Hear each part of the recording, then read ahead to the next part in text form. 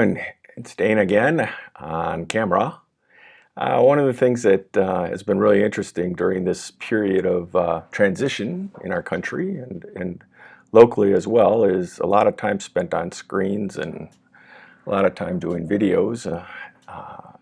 For those of us who have essential work to do, and my job has a lot to do with listening and a lot to do with communicating. So there you go. Now, one of the things that I always have to balance is that I'm in LA, and so the guy who does our camera work and sound work and all that, he's also the lead camera operator in Hollywood for some major movies and major television shows.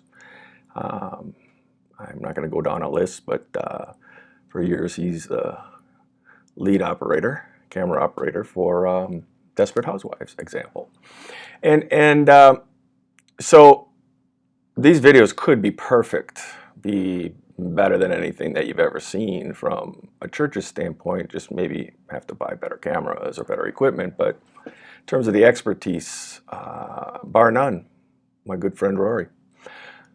But Rory doesn't, he doesn't film me all the time. I mean, on Sunday morning, he has been doing filming and editing for our worship.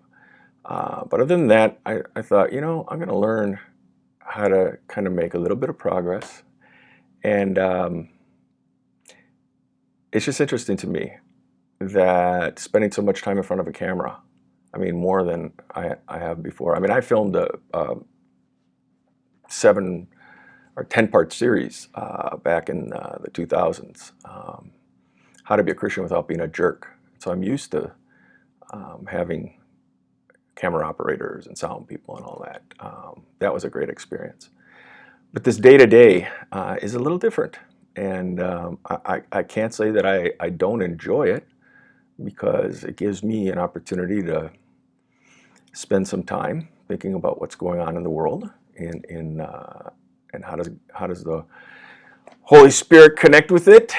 And I'll look at these years from now and realize that's what's going on in your life. It's kind of an interesting, let's just say it like doing a diary or an autobiography.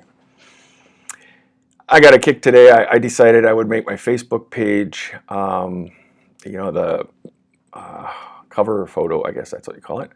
And so that's my tribute to Hollywood. So you need to check that out on my Facebook page, Dana Edward Hansen, and become my friend if you would like.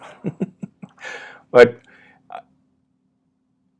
one of the things that's been interesting is deciding what background to use when I'm in my study, at work.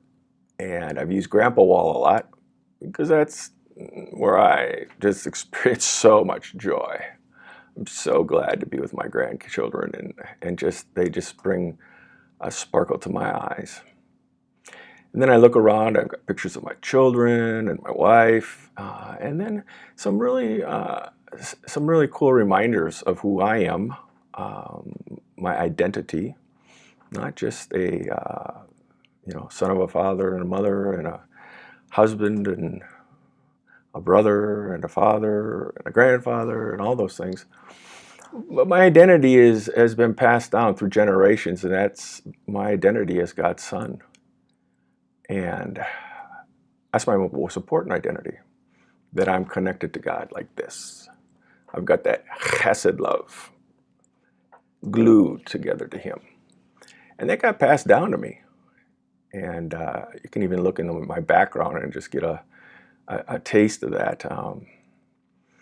For example, over my shoulder is a picture of my great-great-grandfather. He was a pastor in the Danish Evangelical Lutheran Kirke of North America. So he's a Danish pastor who came over to the States and planted churches. And those churches are still in operation today. People are still there in Racine, Wisconsin. More than one. It's kind of interesting. So that got passed on to me, especially since he's my great-great-grandfather on my grandmother's side. And she had a huge influence in my faith. in sharing the gospel with me. Then I look over my other shoulder, and then I see brass rubbings from cathedrals in England, which reminds me that I have historical roots as a Christian. Look at some of my favorite icons. My favorite icon of all time is Ruvrev's Holy Trinity. You'll see that's right by the light switch there. And then if you look at the floor, there's a bell. Well, that was the original bell in the first church building of the congregation that I served. Lifehouse Church. In those days, it was Norskadatatata. It was a Norwegian Lutheran church.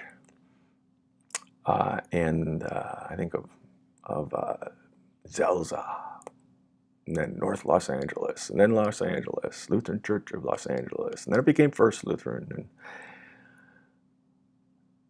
so I look at that bell and I think there are people that came here and planted a church in the middle of nowhere, because that's what it was like. And now this is one of the biggest areas of, if we were a city, we'd be the 6th largest city in the United States, where I live, right there. Who would have thought? But the gospel is still proclaimed. People still love each other. And the hope of Jesus is still alive and well. So thanks for kind of walking with me on my nostalgic journey. God bless.